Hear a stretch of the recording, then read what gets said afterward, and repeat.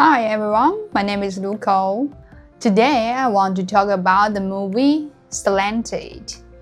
The reason I want to talk about this movie is that it reminded me of my memories in Australia. Honestly, I have to say those memories were awful. When I watched this movie, I felt that I could understand what women in the Slanted experienced. I started to understand more deeply what racism means and how different people are treated when they look completely different from the outside. In this movie, the main character moves to America with her parents when she is very young. As a child, she experienced racism and bullying at school, which leaves a deep wound in her mind. When she becomes a teenager, she desperately wants to be accepted as a local. She wants people to notice her, respect her, and give her the same chances as everyone else.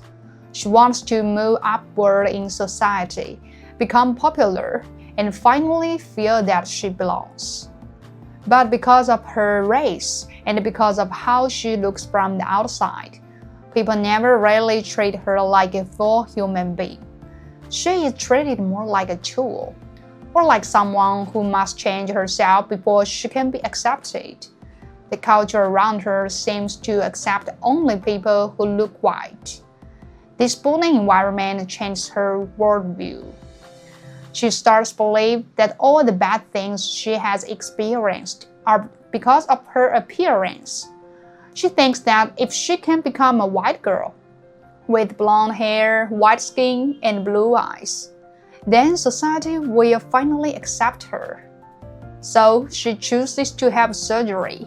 This surgery changes her appearance and makes her look completely like a white girl. After that change, she is accepted by her schoolmates. She becomes popular. But the surgery is not mature. The technology is not stable. So on the day when she goes on stage to receive her medal as the most popular girl in school, her face falls apart.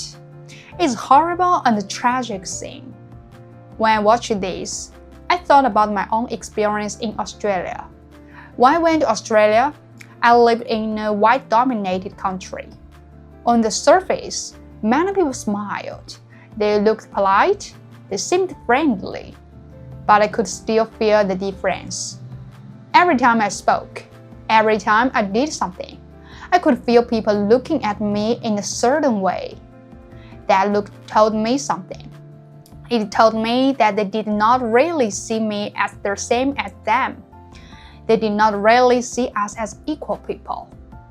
From their eyes, I felt that they saw me as someone from another country, maybe from a poorer country, someone lower than them. They pitied me, and through that pity, they made themselves feel higher. Every time I spoke English, they judged my language. Every time I acted differently, they judged how I behaved.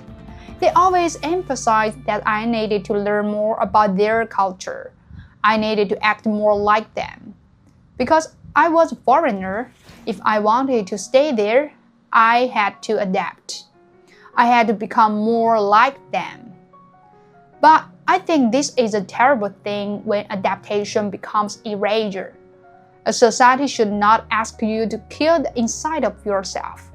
It should not ask you to wipe away your country, your race, your culture, and everything that shaped you.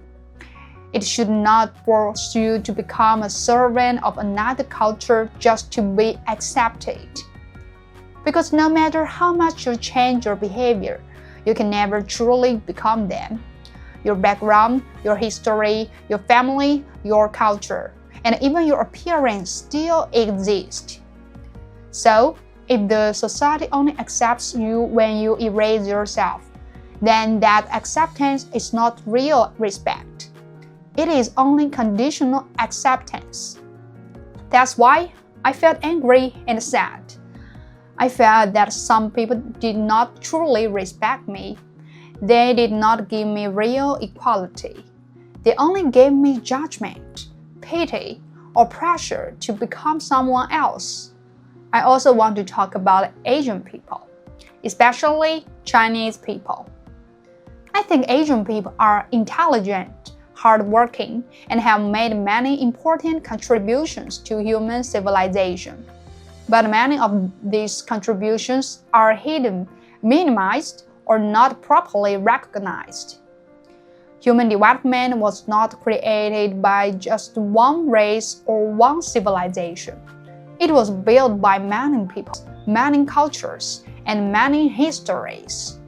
For example, look at Zhu Chuanju. He was one of the important Chinese engineers involved in the early history of electronic computing. He worked on the ENIAC project and contributed to logic design in one of the earliest computer systems. So his work became part of the foundation of modern computing. But even with this level of intelligence and contribution, he still faced direct anti-Asian discrimination in America. He helped build the technology of their future, but in ordinary life, even finding housing could become difficult because he was Asian.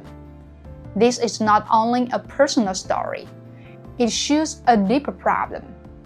Asian people can help build the system, build the machine, and build the modern world, but still be excluded from the dignity, respect, and belonging that should come with that contribution.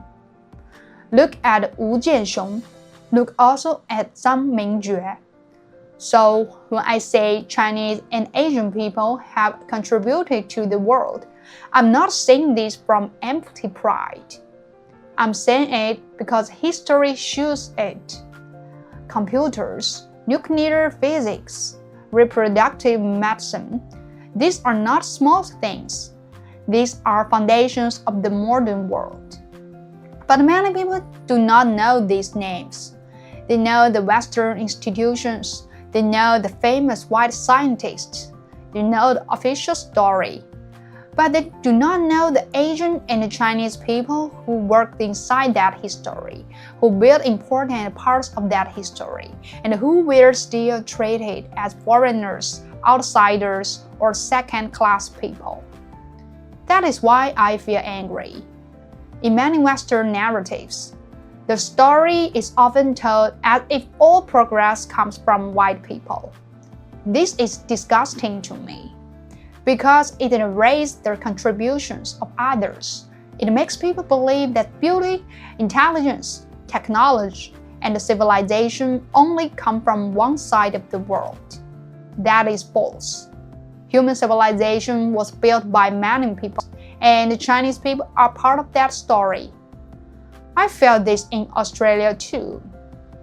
I could see many cultural elements that have roots or influence from China or Asia, but people did not always acknowledge that. Some cultural things are presented as belonging only to another standing country, while the Chinese or broader Asian influence behind them is ignored. For example, sushi can trace its older origins to southern China or Southeast Asia before it developed further in Japan. The Japanese tea ceremony is also rooted in ritual tea drinking, tea culture, and Buddhist transmission from China. Karate is known today as Japanese, but it developed in Okinawa with strong influence from Chinese martial arts. Even its older name, Tangheng, directly points to Chinese influence. So when people only see these things are Japanese and never mention the Chinese or broader Asian roots behind them, I feel a kind of cultural erasure. It feels like the world is more comfortable accepting Asian beauty and Asian culture when it comes through a country that has already been shaped, disciplined, and accepted by the Western order, but not when it comes directly from China, a country that was never fully conquered or spiritually tamed by them. In that story, Japan becomes the acceptable face of Asian culture, while China becomes something to hide, reduce, or fear. This makes me angry. especially when the history of the country includes deep pain and violence against Chinese people. It feels like people are afraid to admit that anything beautiful, powerful, or great can come from China. It feels like they want you to believe that your country has nothing valuable, your culture has nothing beautiful, and your people have contributed nothing important. But that is not true. Cultures influence each other. Japan developed many of these things into its own refined forms, and that should be acknowledged. But refinement in Japan should not ignore earlier Chinese or Asian roots. The full history should be told. And I want to be clear, I'm not a second generation or third generation immigrant. I only lived in Australia for around 10 months. But even in that short time, I could feel the pressure. It was not just pressure from one person. It felt like pressure from the whole society, from the whole system. That system tries to transform you.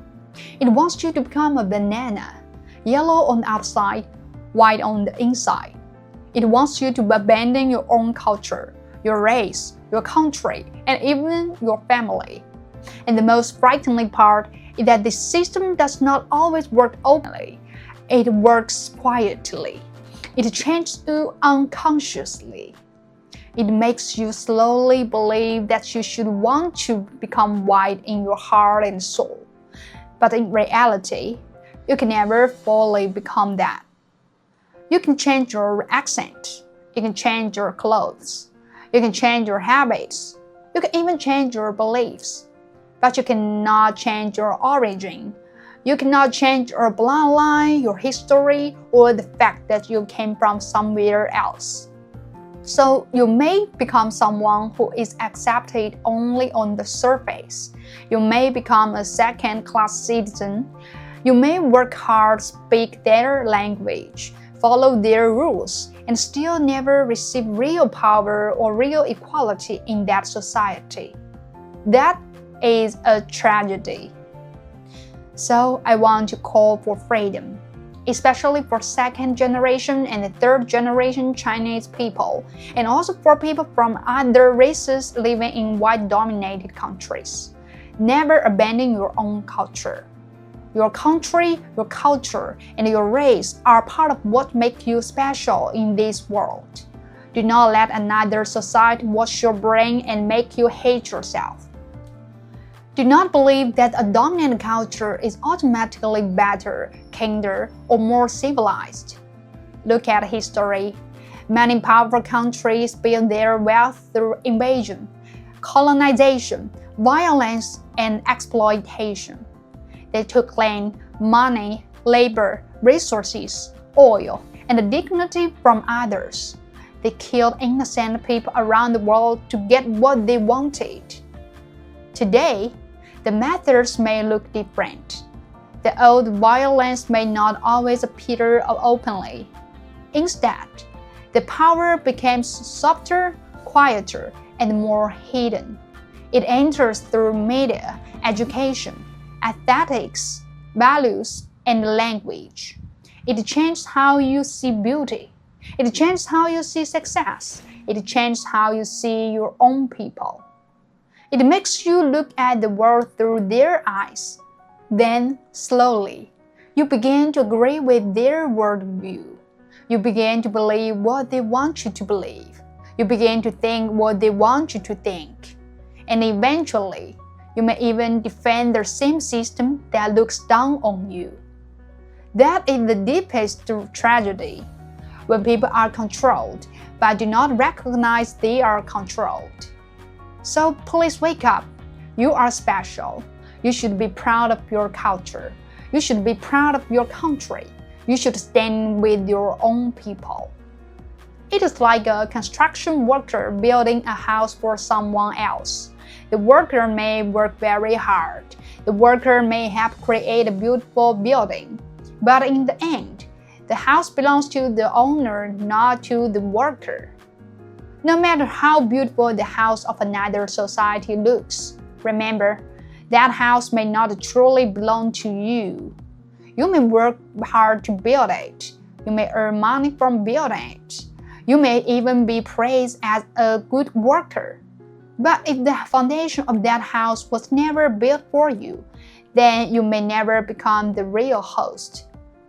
So I believe we should come back to our own side. We should build a real house for ourselves, for our own people, and for our own future. Do not dream that a house stamped with someone else's power will automatically become yours. You may be allowed to enter, but you may always remain a guest. Never forget who you are. Never forget where you come from. Never forget your people. Because if your own country and your own people become weak, then you will lose your real foundation. And if a system only values you as a useful tool, then once you are no longer useful, it can abandon you very quickly. So my final message is this: do not abandon yourself. Do not abandon your culture. Do not abandon your people. Do not let anyone convince you that you must raise yourself to become valuable. You do not need to become someone else to deserve respect. You already have your own history, your own dignity, and your own place in this world.